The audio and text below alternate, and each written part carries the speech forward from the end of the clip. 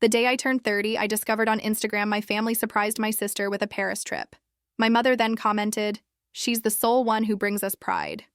With a calm smile, I accessed the bank account and simply clicked withdraw. Can you imagine seeing your own mother's words, "She's the only one who makes us proud," plastered across social media on your 30th birthday? Celebrating a lavish trip your money paid for? Yeah, that was my reality. And let me tell you, it felt like a cold, hard slap to the face. A punch to the gut that changed absolutely everything. I stared at those words on my phone screen, my 30th birthday cake. Well, okay. It was a sad little cupcake I'd bought myself, sitting untouched in front of me. My mom had commented on my sister Brooke's Instagram post. A photo of her, beaming at the airport, luggage in tow, ready for a surprise trip to Paris that our parents had just gifted her. The post was dripping with heart emojis and exclamation points, and underneath it, dozens of congratulatory comments from family and friends. My name is Ashley, and I turned 30 that day in my quiet apartment in Richmond, Virginia. I was a pharmaceutical sales rep, pulling in decent money, but it wasn't glamorous. I lived alone, mostly kept to myself, and had spent the better part of the last 8 years desperately trying to prove to my family that I mattered. That morning, I woke up with this little flicker of hope, wishing for a phone call, a text, maybe even a card in the mail. Instead, crickets. Absolute silence. Then I got that Instagram post. I just sat there at my small kitchen table, the cupcake looking sadder by the minute. I refreshed the post, just in case I'd misread it. But no, there it was. Brooke, 26 years old, radiating pure joy like she'd won the lottery. And my mom's comment pinned right at the top for everyone to see. Honestly, I wasn't surprised. Not really. This was just how it had always been. Brooke was the golden child, the one who could do no wrong. She got all the attention, all the praise, all the support. And me? I was the backup plan, the one they tolerated but never, ever celebrated. Growing up, Brooke got the best room, the new clothes, the private tutoring when she struggled. I got hand-me-downs and a pat on the head when I brought home straight A's. When Brooke wanted to join the dance team in middle school, my parents paid for expensive lessons and costumes without blinking. When I asked to take photography classes in high school, my dad told me we couldn't afford it and that I should focus on more practical things. So I worked at a grocery store after school to save up for a used camera. My parents never came to the small art show where my photos were displayed, but they were front row at every single one of Brooke's dance recitals, flowers in hand. I called my mom that afternoon just to see if maybe she'd forgotten. The phone rang 4 times before she picked up. "Oh, Ashley. Hi," she said, her voice completely distracted. "I'm at the airport with your sister. Can I call you back?" "It's my birthday, Mom." There was a pause. I could hear the bustle of the terminal in the background, announcements echoing. "Oh, right. Happy birthday, honey. Listen, we're about to board. I'll call you later, okay?" She hung up before I could even respond. I set the phone down and just stared at that lonely cupcake again. Then I opened my laptop and logged into the joint bank account I shared with my parents. The account I'd been contributing to for the last 6 years. It started back when my dad had a health scare. He needed surgery, and the medical bills piled up fast. My parents didn't have great insurance, and they were drowning in debt. I'd just landed my first big sales job, and I wanted to help. So I set up automatic transfers, $500 a month straight from my paycheck into their account. It wasn't much at first, but over the years, it really added up. I figured it was the least I could do. They were my parents, after all. Except they never mentioned it. Not once. They never thanked me, never acknowledged the help. And when I brought it up casually at Thanksgiving 2 years ago, my mom just waved it off like it was nothing. "Oh, that's sweet of you, Ashley. But we're fine. Really, we're fine."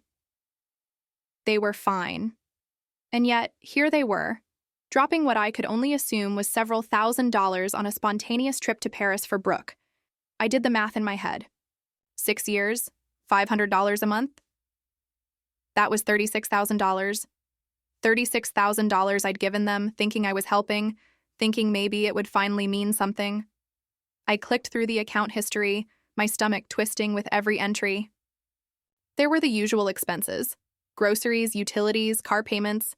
But then I saw it: a charge for $4,000 labeled travel agency, another for $1,500 labeled boutique shopping.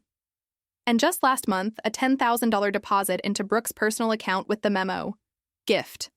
They'd been using my money. Not for bills, not for emergencies, for Brooke. I sat back in my chair, my hands shaking. I felt like an absolute idiot. All those years, all that money, and they'd just been funneling it to my sister while I scraped by, living paycheck to paycheck, skipping vacations and new clothes because I wanted to make sure they were okay. I thought about all the times I'd said no to weekend trips with coworkers because I couldn't afford them. The time I'd eaten ramen for 2 weeks straight because my car needed repairs and I didn't want to dip into my emergency fund. The countless sacrifices I'd made, all while my parents were treating Brooke like royalty with my money. I looked at the cupcake again, then I looked at the screen, and I made a decision. I clicked withdraw. It took me 3 days to move all the money. $36,000 transferred back into my personal account, in increments small enough not to trigger any alerts. I told myself I wasn't stealing. It was my money. I'd earned it. I'd given it freely, sure. But they'd lied to me. They'd taken advantage of me. So I was taking it back. The guilt hit me in waves at first. I'd lie awake at night staring at the ceiling, wondering if I was being petty, wondering if maybe I was overreacting. But then I'd remember my mom's comment on that Instagram post. She's the only one who makes us proud. And the guilt would evaporate, replaced by something harder, something colder. I didn't tell anyone what I'd done, not my friends, not my coworkers. I just kept going to work, kept living my life, kept pretending everything was normal. But inside, I felt different. Lighter, maybe. Or maybe just angrier. Brooke called me from Paris on the 3rd day of her trip. I let it go to voicemail. She called again the next day and the day after that. Finally, I answered. Ashley, oh, my God, you have to see this city. It's incredible. Mom and Dad are being so generous. We went to the Louvre yesterday, and tonight we're having dinner at this amazing restaurant near the Eiffel Tower. Sounds nice, I said flatly. Are you okay? You sound weird. I'm fine, just busy. Well, I wanted to thank you. I know you've been helping Mom and Dad out, and I'm sure that's part of why they could do this for me. So thank you. I almost laughed. Almost. Instead, I just said, don't worry about it. You're the best big sister ever, she said, and I could hear the smile in her voice. I hung up and threw my phone across the room. The thing about Brooke is that she wasn't a bad person. She wasn't mean or malicious. She was just oblivious. Spoiled, yes, but not intentionally cruel. She genuinely believed the world revolved around her because that's how our parents had raised her, and I couldn't even blame her for that. It wasn't her fault they'd chosen her as the favorite, but it still hurt. I remembered when we were kids, maybe 10 and 14. I'd saved up my allowance for 3 months to buy this vintage camera I'd been eyeing at a pawn shop. The day I finally had enough money, I came home excited to show my parents. But Brooke had just gotten a bad grade on a math test, and my parents were sitting with her at the kitchen table, consoling her, promising her a new tablet if she brought her grades up.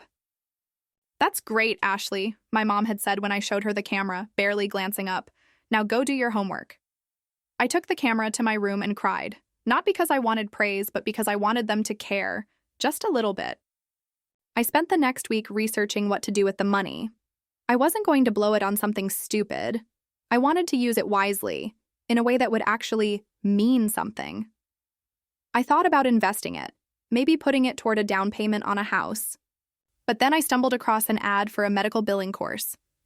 It was a 6-month program that would certify me to work in healthcare administration, something I'd always been interested in but never had the time or money to pursue. The program cost $8,000 up front. Before, that would have felt impossible. Now, I had the means. I signed up that night. My parents didn't notice the missing money right away, or if they did, they didn't say anything. But 2 weeks after I withdrew it, my dad called. Ashley, we need to talk. My heart sank. About what? The account. There's been some kind of error. A lot of money is missing. Missing? Yeah, over $30,000.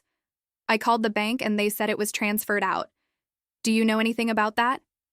I paused, choosing my words carefully. I withdrew it. You what? It was my money, Dad. I put it in there. I took it back out. There was a long silence on the other end of the line.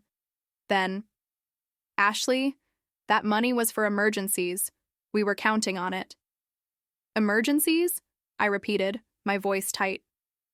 Like a trip to Paris? Another silence. That's different, he said finally. How? Brooke needed a break. She's been working so hard and your mom and I wanted to do something special for her. And what about me? The words came out sharper than I intended. I've been putting money into that account for 6 years, Dad. 6 years. And not once did you or Mom say thank you. Not once did you ask if I needed help. You just took it and gave it to Brooke. That's not fair, he said. But his voice lacked conviction. No, Dad. What's not fair is that I've been busting my ass to support this family while you treat me like I don't exist. So yeah, I took my money back, and I'm not sorry. I hung up before he could respond. My hands were shaking again, but this time it wasn't from guilt. It was from adrenaline. From finally standing up for myself. It felt good. Terrifying, but good. I poured myself a glass of wine and sat on my couch, staring at nothing. Part of me expected to feel worse. Part of me thought the guilt would crush me. But instead, I felt relief. Like I'd finally cut a rope that had been strangling me for years. The fallout was immediate. My mom called me that evening, her voice shrill and accusatory. How could you do this to us, Ashley? We trusted you. You trusted me? I shot back. You've been lying to me for years. We didn't lie. We just didn't think you'd make such a big deal out of it. A big deal? Mom, that was $36,000. $36,000 I gave you because I thought you needed it, and you spent it on Brooke. Brooke is going through a lot right now. She needed our support. And I didn't? My mom didn't answer that. Instead, she said, your father and I are very disappointed in you. I laughed bitterly. Of course you are. Because I'm always the disappointment, aren't I? Brooke can do no wrong but me. I'm just the screw-up who doesn't deserve anything. That's not true, isn't it? When's the last time you celebrated anything? I did, Mom. When's the last time you even asked how I was doing? She was quiet for a long moment. Then, we'll talk about this when you've calmed down. And she hung up. I didn't cry. I wanted to, but the tears wouldn't come. Instead, I felt this hollow ache in my chest, like something had been ripped out of me. I'd always known my parents had favorites, but hearing my mom defend it so casually, that was what broke me. I threw myself into the medical billing course after that. It was a way to distract myself, to channel all the anger and hurt into something productive. The coursework was intense, but I loved it. For the first time in years, I felt like I was doing something for myself, not for anyone else, not to prove a point, not to earn approval, just for me. The classes were held twice a week in the evenings, and on weekends I studied at a coffee shop near my apartment. I met other students, people who were also trying to better their lives. And for once, I didn't feel so alone. One woman, Patricia, was a single mom in her 40s who'd been laid off from her factory job and was retraining for something more stable. We'd grab lunch together between classes sometimes, and she'd tell me stories about her kids, about how hard it was, but how worth it. You're doing the right thing, she told me one Saturday afternoon as we reviewed practice billing codes. Investing in yourself, that's the smartest thing you can do. My coworker, Vanessa, noticed the change in me too. We'd been friendly for a while, but she started inviting me out for coffee more often, asking how I was doing. I didn't tell her everything, but I told her enough about the money, about my family, about how invisible I'd always felt. You did the right thing, she said one afternoon as we sat in a cafe near our office. They were taking advantage of you. I keep telling myself that, I said. But part of me still feels guilty. Why? Because you stood up for yourself? Because they're my parents and Brooke is my sister. I'm supposed to just forgive them, right? Vanessa shook her head. Forgiveness isn't the same as being a doormat, Ashley. You can love your family and still set boundaries. Her words stuck with me. I'd spent so long trying to earn my family's love that I'd forgotten I didn't have to. I could just walk away, but walking away was easier said than done. Brooke came back from Paris 3 weeks after my birthday and called me again. This time I answered, Ashley, what the hell is going on? Mom and Dad are furious with you. I'm sure they are. They said you took money out of their account. Is that true? It was my money, Brooke. But they needed it. No, they didn't. They used it to send you to Paris. She was quiet for a moment. Then, I didn't know that. Of course you didn't. You never know anything, do you? You just get to coast through life while the rest of us pick up the pieces. That's not fair, she said, her voice small. Maybe not, but it's true. Ashley, I'm sorry. I didn't realize. It doesn't matter anymore, I interrupted. Just enjoy your life, Brooke. That's what you're good at. I hung up and blocked her number. That night, I looked at myself in the mirror for a long time. I didn't recognize the person staring back at me. She looked harder, angrier, but also stronger. I thought about my mom's Instagram comment. She's the only one who makes us proud. And I realized something. I didn't need them to be proud of me. I just needed to be proud of myself. And for the first time in my life, I scrolled through my photos from the past few years, pictures of me at work events, at dinners with friends, on solo trips I'd taken when I could scrape together enough money. In every single one, I was smiling, but the smile never reached my eyes. I looked tired, defeated. I took a selfie right then, standing in my bathroom in sweatpants with messy hair. And I smiled, a real smile, because I'd finally done something for me. I posted it on my own Instagram with a simple caption, 30 and thriving. I didn't tag anyone. I didn't need to. This wasn't for them. It was for me. A month passed before my parents reached out again. I'd blocked Brooke's number, but my mom found another way to contact me, through email. The subject line read, "We need to talk about this situation." I almost deleted it without reading. Almost. But curiosity got the better of me, so I opened it. "Ashley, your father and I have been discussing your recent behavior, and we think you owe us an explanation. Taking that money was extremely selfish, especially when you knew we had plans. Brooke has been very upset by all of this, and frankly, so have we. We raised you better than this. We expect you to return the money immediately and apologize to your sister for ruining her trip experience. She's been crying every day since she found out what you did. Family is supposed to support each other, and you've let us all down. Please call us so we can resolve this like adults. Mom." I read it 3 times, each time feeling my blood pressure rise a little higher. They expected me to apologize. They expected me to return the money. And somehow, in their twisted logic, I was the one who'd ruined Brooke's trip. A trip she'd already taken and enjoyed. A trip funded by my own hard-earned money. I typed out a response, my fingers flying across the keyboard. "Mom, I don't owe you anything. Not an explanation, not an apology, and certainly not that money. I gave it to you in good faith, believing you needed it for medical bills and essential expenses. Instead, you used it to spoil Brooke while treating me like I didn't exist. I'm done being your backup bank account. I'm done being invisible. Don't contact me again unless you're ready to have an honest conversation about how you've treated me for the last 30 years. Ashley." I hit send before I could second-guess myself. The medical billing course was going well. I'd completed 2 months of the program and was excelling in all my classes. Patricia and I had become genuine friends, studying together most weekends and sharing stories about our lives. She was the first person I told about the full extent of what had happened with my family. "They said what?" she asked, her eyes wide with disbelief. We were sitting in the coffee shop, our textbooks spread across the table. "They want me to apologize and return the money. Are they insane?" "Apparently." I took a sip of my coffee. "My mom made it sound like I'd committed some terrible crime." Patricia shook her head. "You know what I think? I think they're panicking. They got used to having that cushion of money, and now it's gone. They're trying to guilt you into giving it back." "It's working a little," I admitted. "I keep thinking about Brooke crying. Brooke's a grown woman. If she's crying, it's because she finally had to face reality." I wanted to believe that. I really did. But there was still a part of me that felt guilty. That part that had been trained since childhood to put everyone else first, to smooth things over, to make sure everyone was happy. Everyone except me. My phone buzzed. It was an unknown number, but I recognized the area code. Virginia. Against my better judgment, I answered. "Hello? Ashley." "It's Dad." I should have hung up. I should have blocked the number immediately, but something in his voice stopped me. "What do you want?"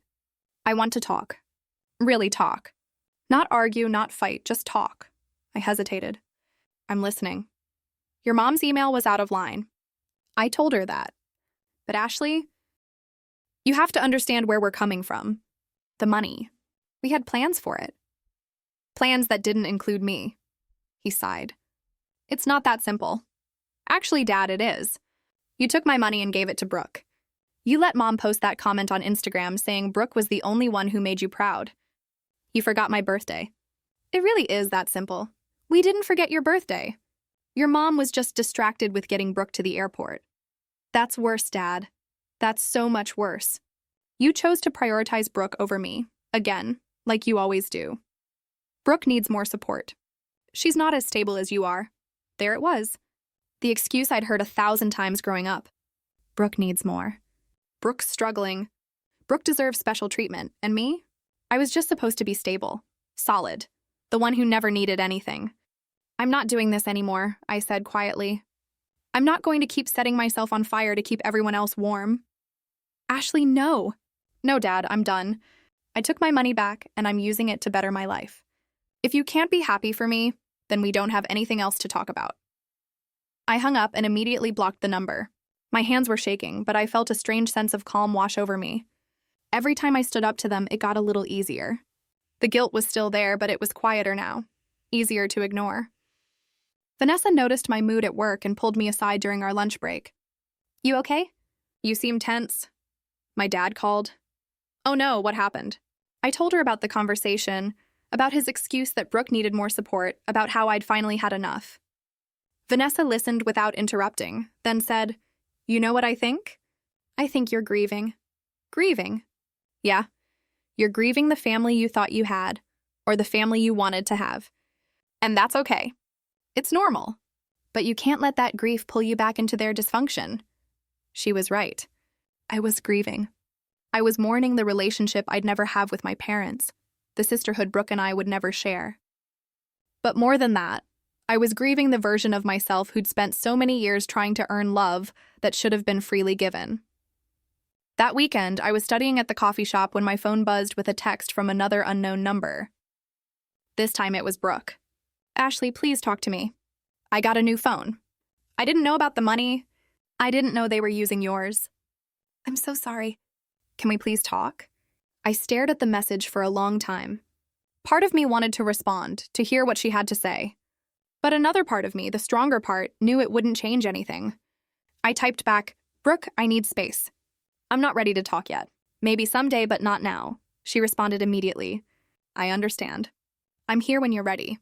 I love you. I didn't reply. 3 months into my medical billing course, something unexpected happened. My instructor, a woman named Diane, who'd worked in healthcare administration for 20 years, pulled me aside after class.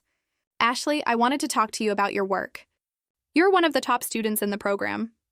Thank you, I said, surprised. I'm serious. Your attention to detail is exceptional, and you have a real knack for this. Have you thought about what you want to do after you finish the program?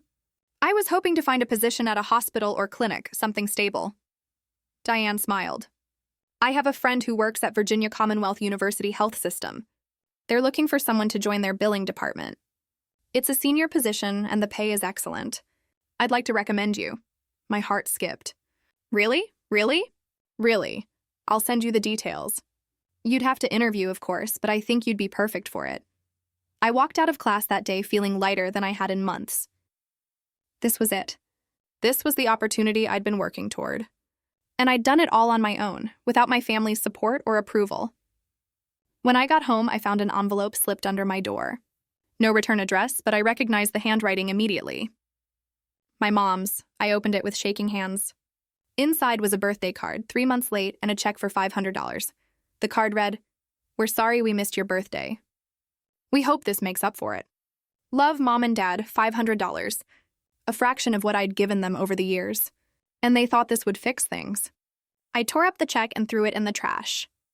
The interview at Virginia Commonwealth University Health System was scheduled for the following Tuesday. I spent the entire weekend preparing, reviewing my coursework, practicing answers to common interview questions. Vanessa helped me pick out a professional outfit, a navy blazer and slacks that made me look capable and confident. The morning of the interview, I woke up with butterflies in my stomach. This was the biggest opportunity I'd had in years, and I wasn't going to let my family drama ruin it for me. The interview went better than I could have imagined.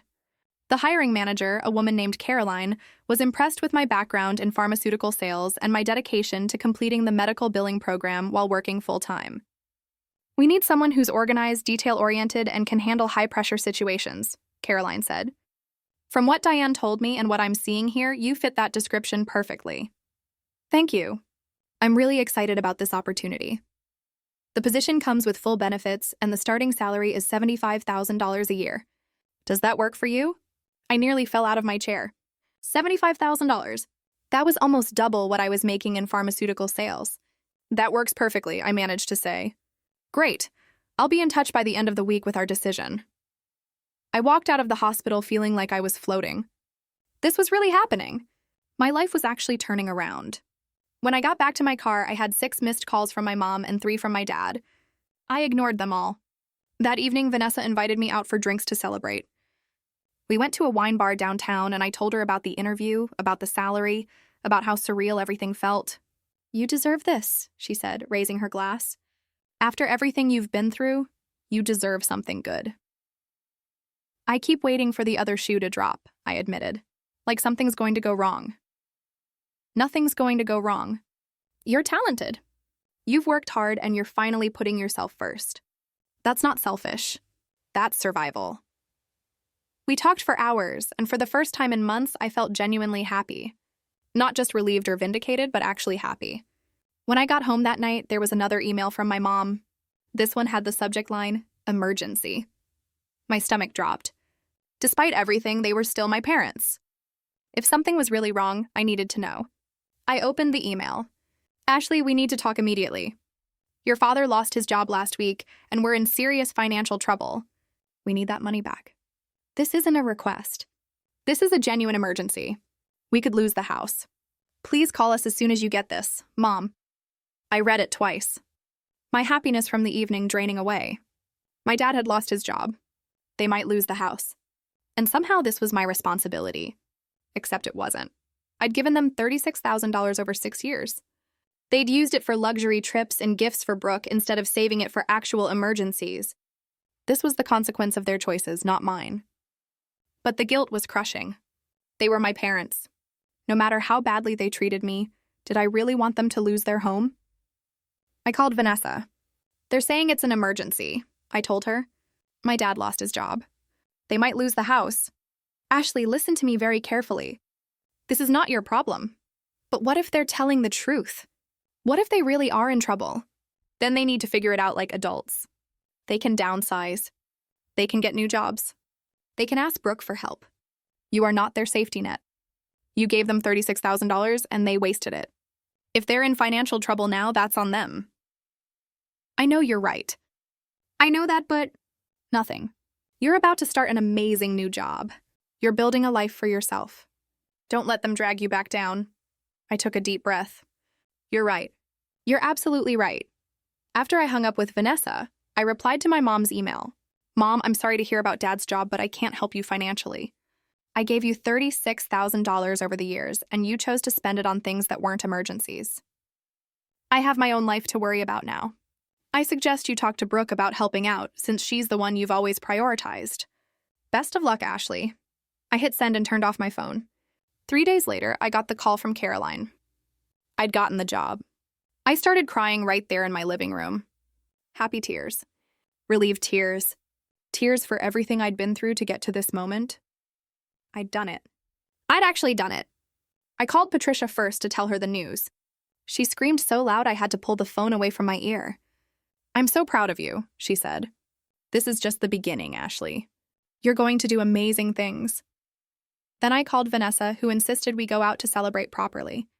We went to a nice restaurant, not too fancy, but nicer than anywhere I'd been in years.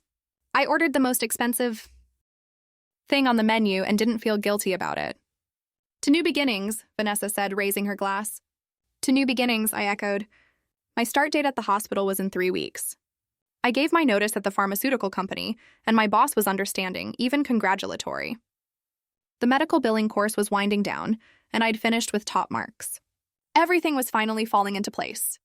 Then Brooke showed up at my apartment, I was coming home from the grocery store when I saw her sitting on the steps outside my building. She looked different, thinner, tired. Her usual polished appearance was gone, replaced by something more subdued. "What are you doing here?" I asked, not unkindly, but not warmly either. "I needed to see you." To apologize in person. "Brooke, I told you I need space." "I know, but please just give me 5 minutes." "That's all I'm asking." I hesitated, then unlocked the door. 5 minutes. We went up to my apartment and I set the groceries on the counter. Brooke stood awkwardly in my living room, looking around like she'd never been there before. She hadn't. I'd never invited her. "Ashley, I didn't know," she started. "I swear I didn't know they were using your money." When I found out, I confronted them. "We had a huge fight and they told me you were being dramatic, that you'd given them the money freely, and now you were trying to hold it over their heads. But I know that's not true." I went through their bank statements. I saw everything. I crossed my arms. "So what do you want? Absolution?" "No, I want you to know that I'm sorry. I'm sorry for being oblivious, for taking everything for granted, for not realizing how badly they were treating you. You're my sister and I should have noticed." Her voice cracked on the last word, and I saw tears forming in her eyes. "Brooke, you were just being who they taught you to be. I don't blame you for that. But I should have been better. I should have paid attention. I should have stood up for you." I softened a little. "Yeah, you should have." I told them I'm not taking any more money from them until they apologize to you. And I meant it. That surprised me. "You did?" "I did. And they're furious with me now, too. Apparently, I'm being ungrateful." Despite everything, I felt a small flicker of sympathy for her. Welcome to my world. "I don't know how you dealt with this for so long." "I didn't have a choice." Brooke wiped her eyes. "I'm moving out of their house. I got my own apartment, and I'm going back to school to finish my degree. I'm not going to be their perfect little princess anymore." "Good for you," I said, and I meant it. "Do you think we could ever be real sisters? Not just by blood, but actually be there for each other?" I thought about it. "Maybe someday, but it's going to take time, Brooke. A lot of time. I understand. I'll wait as long as it takes." After she left, I sat on my couch and thought about what she'd said. She was trying. She was actually trying. It didn't erase the past, but it was something. My phone buzzed with another email from my mom. I almost didn't open it, but something made me click. "Ashley, I don't know what you said to Brooke, but she's refusing to help us. You've turned her against us. You're tearing this family apart. I hope you're happy. Mom." I deleted the email without responding. I was happy, and that was what terrified them the most. The next 2 weeks passed in a blur.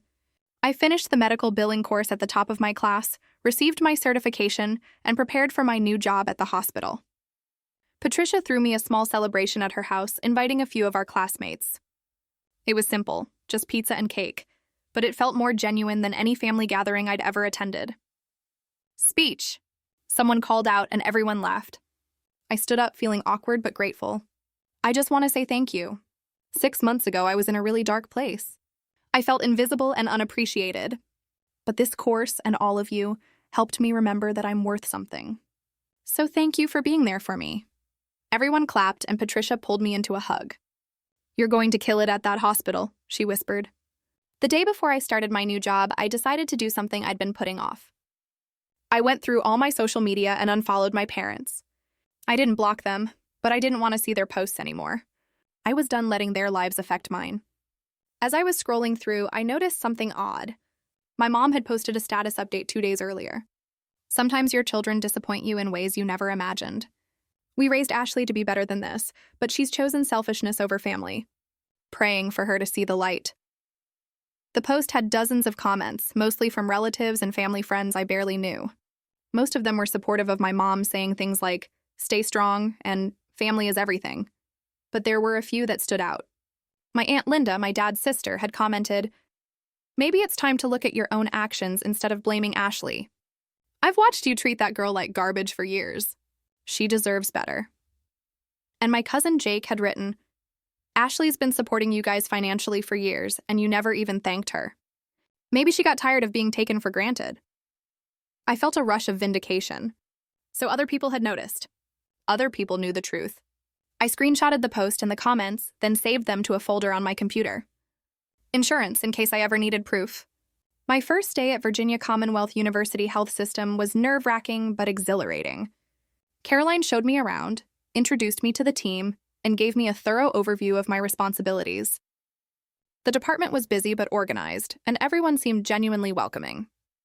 "You'll do great," Caroline said as she left me at my new desk. "If you need anything, just ask." I spent the first week learning the systems, getting familiar with the processes, and meeting with different departments to understand how everything connected. It was a lot to absorb, but I loved every minute of it. This was real. This was mine, and nobody could take it away from me. At the end of my first week, Caroline called me into her office. "I wanted to check in and see how you're adjusting." "It's been amazing," I said. "Honestly, thank you again for this opportunity." "You've earned it." "I've been getting great feedback from the team." "You're catching on fast. I'm trying my best." "I can tell." "And I wanted you to know that there's room for growth here. If you continue performing at this level, I could see you moving into a management position within a year or two." "Management within a year or two?" I could barely process it. "That would be incredible," I managed to say. "Just keep doing what you're doing." I left her office feeling like I was walking on air. That weekend, I finally responded to Brooke's last text. I invited her to lunch at a casual cafe near my apartment. Nothing fancy, nothing emotionally charged, just two sisters trying to figure out if they could salvage something from the wreckage of their family. She showed up looking nervous, clutching her purse like a lifeline. "Thanks for agreeing to meet," she said as we sat down. I figured it was time. We ordered sandwiches and made small talk for a while. Her new apartment, her plans to go back to school, my new job. It felt stilted and awkward, but it was a start. "I talked to Mom and Dad again," she said eventually. "They're still refusing to take responsibility. They think you're being vindictive." "Of course they do." I told them I wasn't going to be part of their games anymore. That if they wanted a relationship with me, they needed to grow up and apologize to you. How'd that go? About as well as you'd expect. Mom hung up on me. Dad called me an ungrateful brat. I felt a pang of sympathy for her. "I'm sorry. Don't be. You were right about everything." I was so blind, Ashley. I took everything for granted. And I let them turn me into this spoiled, oblivious person. I don't want to be that anymore. Change takes time. I know. But I'm willing to put in the work, if you'll let me. I looked at her, really looked at her, and saw something I hadn't seen before. Sincerity, remorse, a genuine desire to be better. "Okay," I said finally, "but we're starting from scratch. No expectations, no pressure, just two people trying to be sisters. I can live with that." We finished lunch and parted ways with an awkward but genuine hug. It wasn't forgiveness, not yet. But it was a beginning. That night, I got a notification on my phone. My mom had tagged me in a Facebook post. Against my better judgment, I clicked on it. The post was a long, rambling message about family values, respect, and how children owe their parents everything. And at the end, she'd written, "Ashley, if you're reading this, know that your father and I are heartbroken by your actions. We're praying you'll come back to us before it's too late." The comments were a mix of support for my parents and questions about what had happened. Some relatives were asking me directly what was going on. I could have ignored it. I probably should have ignored it, but something inside me snapped. I commented on the post. "Mom, I gave you $36,000 over 6 years to help with medical bills and expenses. You used it to fund luxury trips and gifts for Brooke while ignoring me completely. You forgot my birthday. Publicly stated that Brooke was the only child who made you proud. And now you're trying to guilt me into giving you more money. I'm done being your ATM. If you want a relationship with me, start by apologizing and taking responsibility for your actions.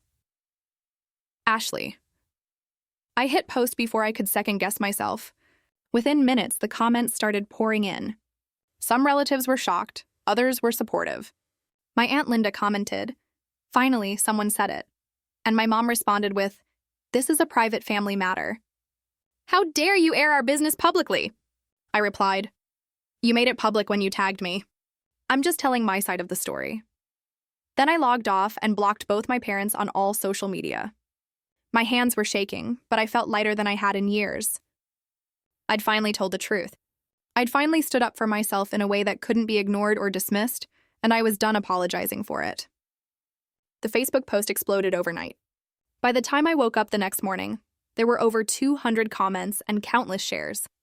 My phone was flooded with messages from relatives I hadn't spoken to in years. Some supportive, others demanding explanations. My Aunt Linda called me at 7 yas in the morning. "Ashley, honey, are you okay?" "I'm fine." "Better than fine, actually. I just saw what you posted." I had no idea it was that bad. Most people didn't. They were good at hiding it. Well, the truth is out now. Your Uncle Tom and I have been talking, and we want you to know we're on your side. What your parents did was inexcusable. Thank you. That means a lot. And between you and me, your mother is losing her mind. She's been calling everyone in the family, trying to get them to side with her. It's not going well for her. I felt a small surge of satisfaction. Good. After I hung up with Linda, I checked my email.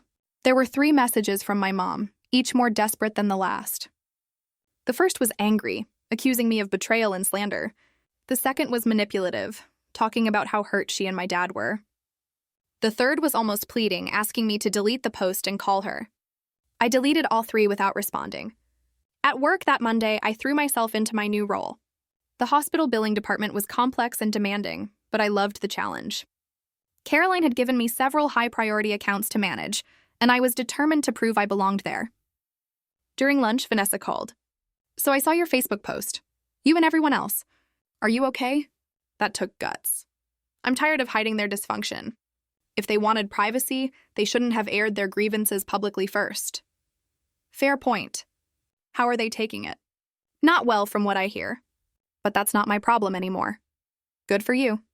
Seriously, I'm proud of you. That afternoon, I got a call from an unknown number. I almost didn't answer, but something told me I should. "Hello, Ashley? It's your dad," I tensed. "How did you get this number?" "I asked your cousin Jake, please don't hang up." I said nothing, waiting. "Your mother is beside herself. That Facebook post. You've humiliated us in front of the entire family. You've humiliated yourselves. I just told the truth. We need to meet face to face. We need to resolve this." "There's nothing to resolve, Dad. You and Mom made your choices. I made mine. We're done. Ashley, please. We're your parents." "Then maybe you should have acted like it. I'm asking you one more time. Meet with us this week. We'll buy you dinner. We'll talk things through like adults." I almost laughed. Like adults. Dad, adults don't forget their daughter's birthday. Adults don't steal money from one child to spoil another. Adults take responsibility for their actions. We're willing to admit we made mistakes. That stopped me. You're willing to admit it? Yes, we know we haven't been perfect. We want to make things right. I was quiet for a long moment, thinking. Part of me wanted to refuse, to keep the wall up. But another part, the part that still remembered being a little girl who just wanted her parents to love her, wondered if maybe, just maybe, they were sincere. Fine, one dinner. But I choose the place, and Brooke comes too. Why does Brooke need to be there? Because she's part of this family too, and she deserves to hear whatever you have to say. He hesitated. Okay, when? Friday night, 6 p.m. I'll text you the address. After I hung up, I immediately called Brooke. They want to meet, I told her. All of us. Friday night? What did you say? I said yes, but I need you there as backup. Of course I'll be there. And Brooke, don't tell them what we've talked about. I want to see if they're actually going to be honest, or if this is just another manipulation. Got it. I spent the next few days preparing for the dinner. I made a list of everything I wanted to say, every grievance I'd buried over the years. I wasn't going to yell or cry. I was going to be calm, clear, and firm. They were going to hear me whether they liked it or not. Friday came faster than I expected. I chose a quiet restaurant in downtown Richmond, public enough that they couldn't make a scene, but private enough for a serious conversation. I arrived early and took a table in the back corner. Brooke showed up 15 minutes before our parents, looking nervous. You okay? She asked. I will be. At exactly 6 p.m., my parents walked in. My mom looked older than I remembered, her face tight with stress. My dad had lost weight, his shoulders hunched like he was carrying something heavy. They sat down across from us, and for a moment nobody spoke. Finally, my dad cleared his throat. Thank you for agreeing to meet. Let's just get to it, I said. You wanted to talk, so talk. My mom folded her hands on the table. Ashley, we owe you an apology. I waited. We've been thinking a lot about what you said, about the money and how we've treated you. And you're right. We haven't been fair to you. Go on. We've always worried about Brooke more because she struggled with things you seem to handle easily. You were always so independent, so capable. We thought you didn't need us as much. So you just stopped trying. We didn't stop trying. We just prioritized differently. You forgot my birthday, Mom. You commented on Instagram that Brooke was the only one who made you proud. How was that prioritizing differently? She looked down. That comment was a mistake. I was just excited for your sister. A mistake you left up for everyone to see. My dad jumped in. We're here because we want to fix this. We want our family back. You want your ATM back? I corrected. Let's be honest about what this is really about. That's not fair, my mom said. Isn't it? Dad lost his job. You're in financial trouble and suddenly you want to reconcile. The timing is pretty convenient. Brooke spoke up for the first time. She's right. You didn't care about fixing things until you needed money. My mom turned to her, shocked. Brooke, you know that's not true. Actually, I don't. Ashley's been telling the truth about everything. I went through the bank statements. I saw where all her money went. And I've been thinking about how differently you treated us growing up. She's not making this up. We gave you both everything we could, my dad insisted. No, I said firmly. You gave Brooke everything. You gave me leftovers and criticism. The table fell silent. Finally, my mom's facade cracked. What do you want from us, Ashley? You want us to grovel, to beg? We're here. We're apologizing. What more do you want? I want you to mean it. We do mean it. Then prove it. Tell me one thing you're proud of me for. One accomplishment you celebrated. One time you put my needs first. She opened her mouth, then closed it. She couldn't think of anything. The realization hit me like a punch to the gut. They really couldn't think of a single thing. That's what I thought, I said quietly. My dad leaned forward, his voice strained. Ashley, you're being unreasonable. We're trying here. No, you're trying to manipulate me into feeling guilty, so I'll give you more money. There's a difference. That's not what this is about, my mom protested. Then what is it about? Because from where I'm sitting, this looks like a last-ditch effort to get back into my good graces so you can use me again. Brooke reached over and squeezed my hand under the table. The gesture gave me strength. Let me make something very clear, I continued. I'm not giving you any more money. Not now, not ever. I spent 6 years supporting you and you used me. That's done. My mom's eyes filled with tears. We're going to lose the house, Ashley. Is that what you want? To see your parents homeless? You're not going to be homeless. You have options. You can downsize. You can get jobs. You can ask Brooke for help, since she's apparently the only daughter you care about. I already told them no, Brooke said quietly. I'm not enabling this anymore either. My parents looked at her with matching expressions of betrayal. You too? My dad asked. We raised you better than this. No, you raised me to be selfish and entitled. Ashley's helping me see that. My mom pushed back from the table, her voice rising. This is ridiculous. We've apologized. We've admitted we made mistakes. What more do you want? I want you to understand why what you did was wrong. I want you to acknowledge that you hurt me. Not just say sorry because you think it's what I want to hear. Fine. You want specifics? We're sorry we forgot your birthday. We're sorry we didn't celebrate your achievements. We're sorry we used your money. Is that what you wanted to hear? Say it like you mean it. My mom's face hardened. I've said all I'm going to say. If that's not good enough for you, then I guess we're done here. She stood up, grabbing her purse. My dad looked between us, conflicted. Are you coming? She asked him. He stood slowly. Ashley, I hope you reconsider. Family is important. Family is important, I agreed. That's why I'm not letting you abuse me anymore. They left without another word. Brooke and I sat there in silence for a moment. Well, that went about as well as expected, she finally said. Yeah, are you okay? I am, actually. I gave them a chance. They blew it. That's on them. We ordered dinner and spent the next hour talking about everything except our parents. Brooke told me about her new apartment, about the classes she was planning to take.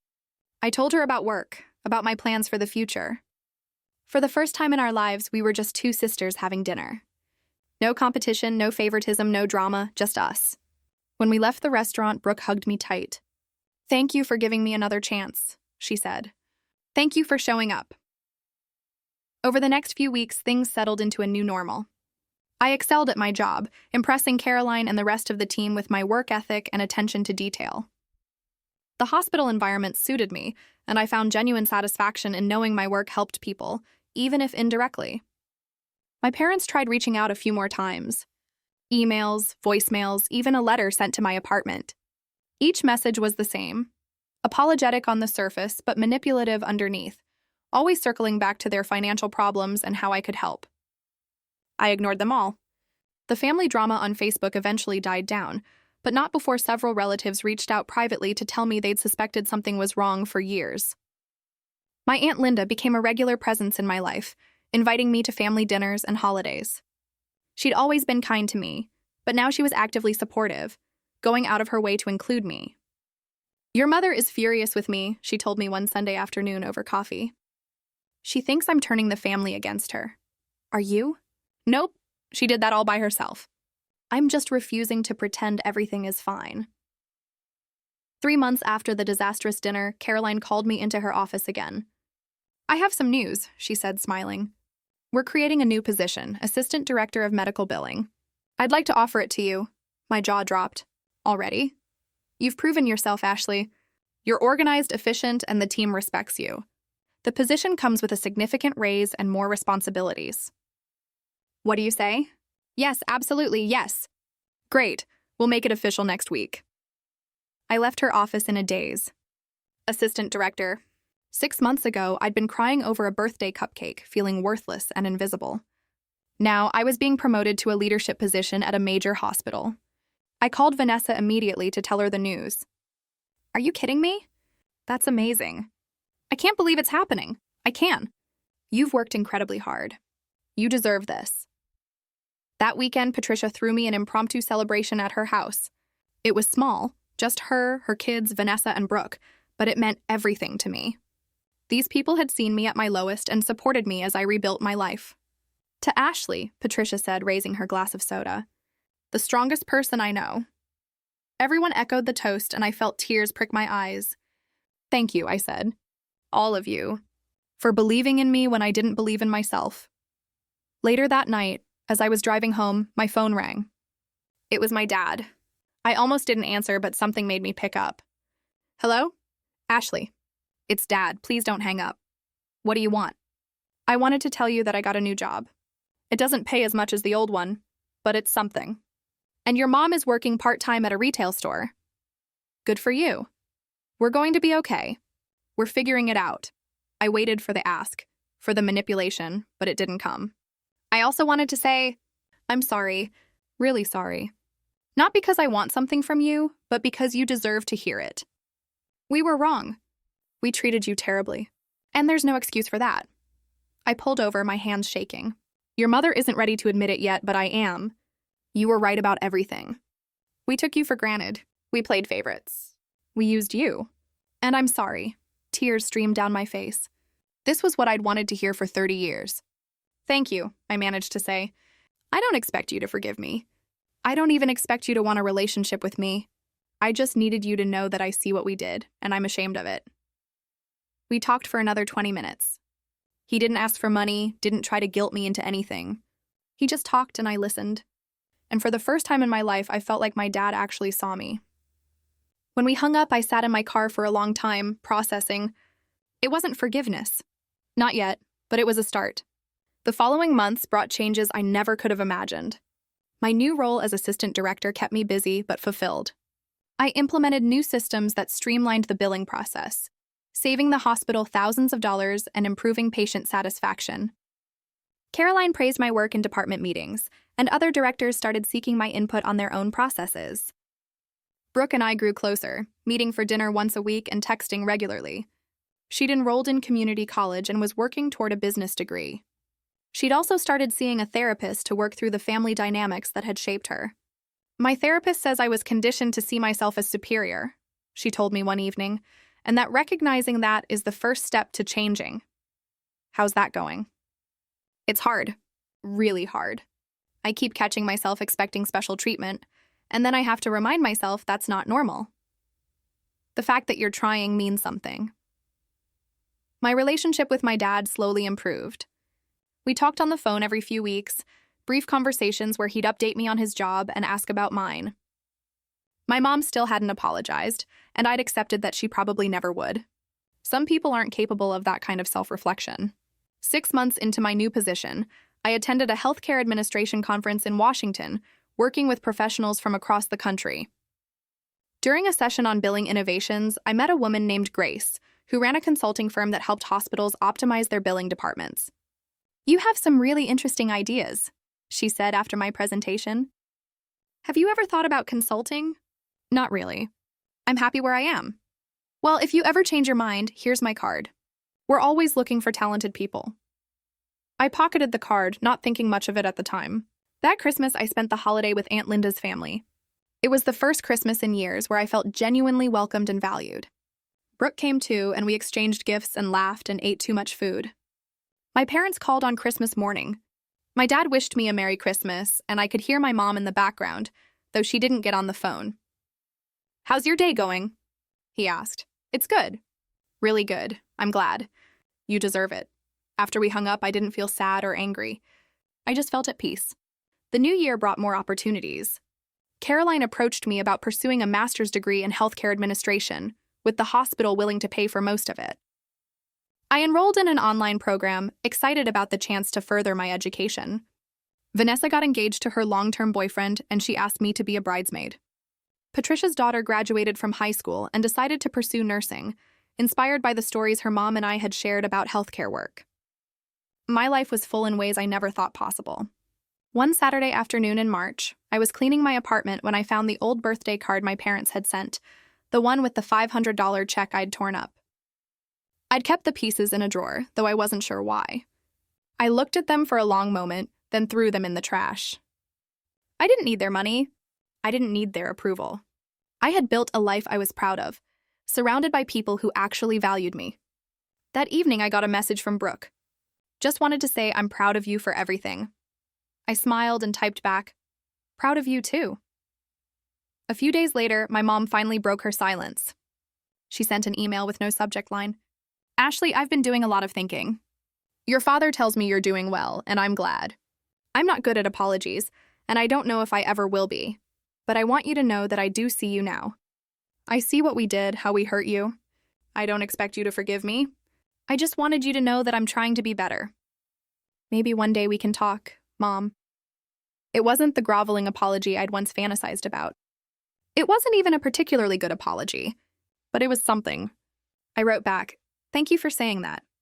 I'm not ready to have a relationship yet, but maybe someday. I hope you and Dad are doing okay." She responded, "We are, and I hope you are too." That was enough for now. As spring turned to summer, my life continued to flourish. The hospital promoted me again, this time to Director of Revenue Operations, overseeing multiple departments. My salary had nearly tripled from what I'd been making in pharmaceutical sales, and I'd started looking at houses to buy. My parents struggled for a while after my dad's job loss, eventually selling their large house and moving into a smaller condo. They both worked now, living within their means for the first time in years. According to Brooke, they talked about me sometimes, expressing regret for how they'd treated me, though my mom still struggled to say it directly to me. Brooke graduated from community college with honors and transferred to a 4-year university.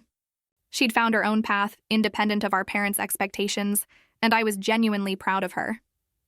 The family members who'd sided with my parents quietly reached out. Over time, some apologizing, others just trying to rebuild bridges. I was selective about who I let back in, choosing relationships that felt authentic rather than obligatory. Aunt Linda remained a constant presence, and through her, I connected with other relatives who'd always been kind, but distant. I discovered cousins who'd had similar experiences with family favoritism, and we bonded over shared stories. One year after that fateful birthday, I celebrated turning 31 with a party at my new townhouse. Vanessa, Patricia, Brooke, Aunt Linda, and several colleagues from the hospital came. We ate good food, drank wine, and I felt genuinely celebrated for the first time in my life. As everyone sang happy birthday, I looked around at these people who'd become my chosen family, and I felt overwhelmed with gratitude, not for the struggle I'd endured, but for the strength I'd found within myself to fight back. My parents never regained their financial stability to the level they'd enjoyed before. My dad's new job paid considerably less, and my mom's retail position was part-time with no benefits. They lived modestly, something they'd never had to do when they had access to my money. The lavish trips and expensive gifts for Brooke became impossible. And according to my sister, they'd had to learn to budget for the first time in decades. Brooke told me our mom complained constantly about having to clip coupons and shop sales, though she never acknowledged that she'd once had a comfortable cushion thanks to my contributions. My dad seemed to have genuinely changed, accepting responsibility for their situation. But my mom continued to make subtle comments to relatives about how difficult things were, always with an undertone suggesting I could have prevented their struggles if I'd just been less selfish. The extended family, however, saw through the manipulation now, and most had stopped enabling her narrative. Looking back at everything that happened, I realized that withdrawing that money wasn't revenge. It was self-preservation. I'd spent so many years trying to earn love that should have been freely given. Trying to prove my worth to people who'd already decided I wasn't enough. Taking back what was mine wasn't about hurting them. It was about finally choosing myself. And in doing so, I discovered something more valuable than any amount of money could buy. The unshakable knowledge that I was enough, that I'd always been enough, and that I didn't need anyone's approval to prove it. Sometimes the best revenge isn't revenge at all. It's simply living well and refusing to let anyone dim your light ever again. So, what would you have done in my shoes when your own family betrayed you like that? Let me know in the comments below, because honestly, I still wonder sometimes.